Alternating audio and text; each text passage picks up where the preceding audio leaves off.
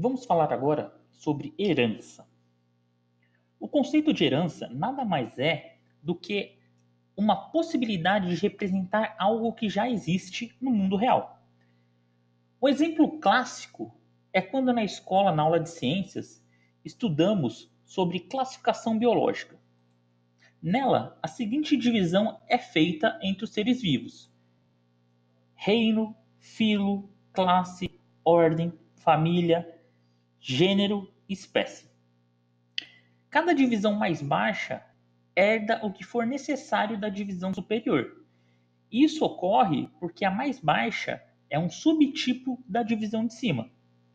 Espécie herda de gênero, que por sua vez herda de família, e assim sucessivamente. No caso, Homo sapiens herda de Homo, que por sua vez herda de Hominidae. Difícil. E assim por diante. Um exemplo mais simples é que todos nós herdamos algo de nossos pais. Eles herdaram de nossos avós e assim por diante. Seja um costume, seja uma característica física, seja uma característica cultural. Mas voltando à orientação a objetos, como podemos aplicar herança? Conceitos de Homo sapiens, Homo qualquer coisa. E também que sempre que desejamos representar um conceito do mundo real em uma linguagem orientada a objeto, o conceito de classe deve ser utilizado. Assim, na orientação a objetos, quando desejamos usar o conceito de herança, é necessário fazer uma classe herdar de outra.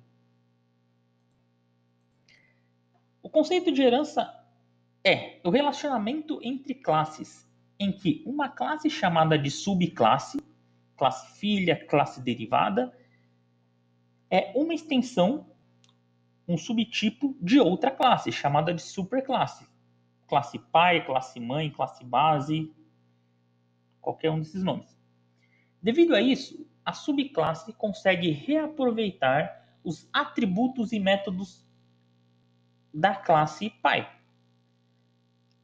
Para ser herdados, a subclasse pode definir seus próprios membros. E membros, entenda, atributos e métodos. Essa definição deixa bem claro que herança só ocorre entre classes. Se você ouvir a frase "o objeto X herdou do objeto Y", saiba que está incorreta. Isso porque objetos só existem em tempo de execução, impossibilitando assim sua alteração estrutural. Já as classes, por serem do tempo de desenvolvimento, poderão definir a estrutura de novas classes e, consequentemente, de objetos criados a partir delas. O fundamento de reuso que já falamos lá nos primeiros vídeos é intrinsecamente ligado à herança e também à abstração. Quando definimos uma classe da forma mais abstrata possível, é porque necessitamos reusar seu conceito e seus membros em outros conceitos similares. A herança deve ser aplicada para isso. Quando uma classe herdar de outra, ela poderá acrescentar novos membros, mas não excluir. E isso é muito importante. A classe pode colocar mais elementos e assim somar, mas ele não pode excluir os elementos que estão chegando, os elementos que ela herda. Se a ideia é reusar para evitar repetição, não teria lógica excluir código. Além disso, a grande vantagem da herança é a definição de subtipos. Embora o reuso seja importante, ele na verdade é uma consequência da herança, pois é possível também termos reusos através de outros relacionamentos. Quando utilizamos a herança, estamos dizendo que um conceito é do tipo de outro conceito.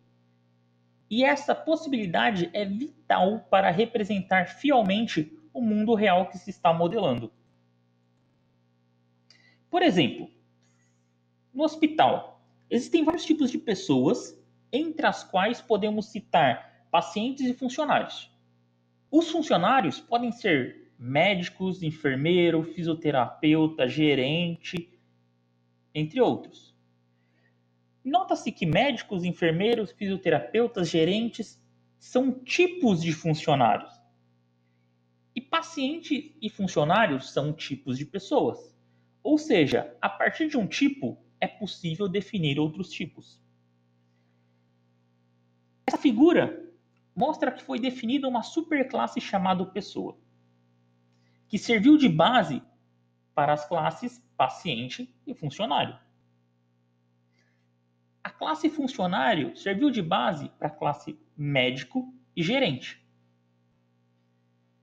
A seta sempre aponta para a classe mãe, assim comprovando o que estamos falando. Toda pessoa tem um nome e sexo, porém só paciente possui data de internação e só funcionário possui uma data de admissão e uma matrícula. Neste caso, pessoa é o tipo base em que podemos criar outros subtipos, mas aproveitando algo.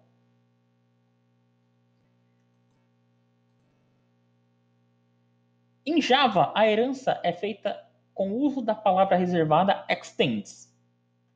Já em C# deve ser utilizado o símbolo 2 pontos. Nesse momento, eu vou apenas mostrar o código em Java. Eu acho que fica um pouco mais simples para exemplificar o conceito, já que o nosso objetivo principal não é programar. Eu estava só mostrando partes de código para a gente entender o conceito. A partir desses códigos, verificamos que a classe pessoa é a superclasse de todas as demais classes. Então, olha ali que foi definido classe pessoa. E embaixo tem class paciente extends pessoa. Ou seja, a classe paciente estende a classe pessoa. A class funcionário também estende pessoa. Aqui, ó, tem um exemplo um pouco mais gráfico. Que nós temos a classe pessoa, que possui nome, possui sexo. Derivando, a gente tem a classe paciente, que traz os atributos nome e sexo da classe pessoa, que é a sua classe pai. E ela acrescenta data de internação para o paciente. E temos a classe funcionário, que também estende de pessoa. E ela traz os atributos nome e sexo de pessoas, provenientes de pessoas. E acrescenta data de admissão e matrícula, que são atributos da classe funcionário.